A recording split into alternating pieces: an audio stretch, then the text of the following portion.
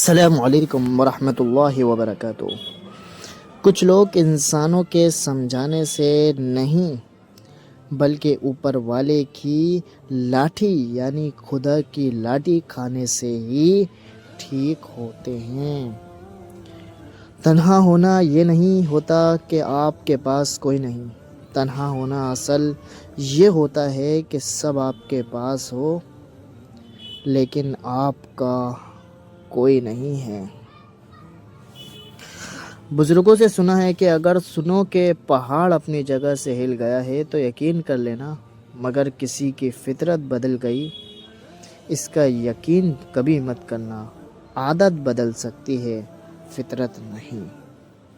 قبرستان کی خاموش قبروں سے عبرت لو اور انہیں دیکھا کرو، گناہ سے بچنے میں آسانی ہوگی انشاءاللہ۔ ہم پناہ چاہتے ہیں ایسی بیماری سے جو ہمیں بے بس، لاچار اور دوسروں کا محتاج کر دے۔ ہمیں صرف اور صرف اپنا محتاج رکھنا، آمین۔ عورت کی عزت کرو، اس لیے نہیں کہ وہ عورت ہے بلکہ یہ ثابت کرنے کے لیے کہ آپ کی تربیت ایک اچھی ماں نے کی ہے، اس لیے اس عورت کی عزت کرو۔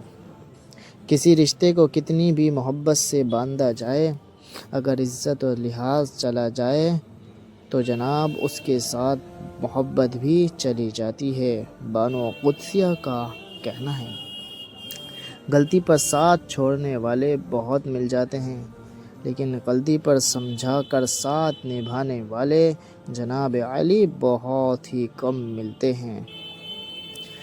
جس دن تم دوسروں کا درد خود پر محسوس کرنے لگو تو سمجھ لینا تم اس دنیا میں اشرف المخلوقات میں سے ہو۔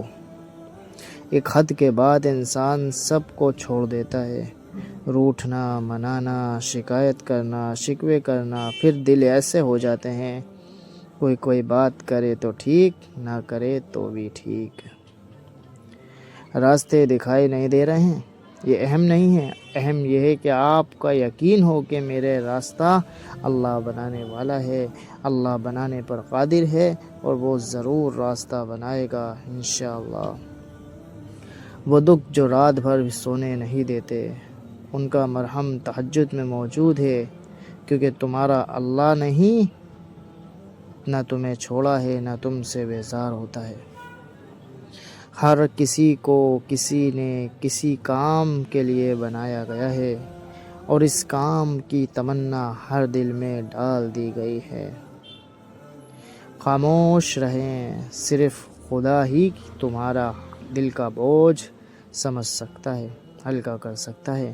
کچھ لوگ گھڑی کی طرح ہوتے ہیں، جب بھی ان کی طرف دیکھو جناب علی وہ بس اپنی اوقات ہی دکھا دیتے ہیں۔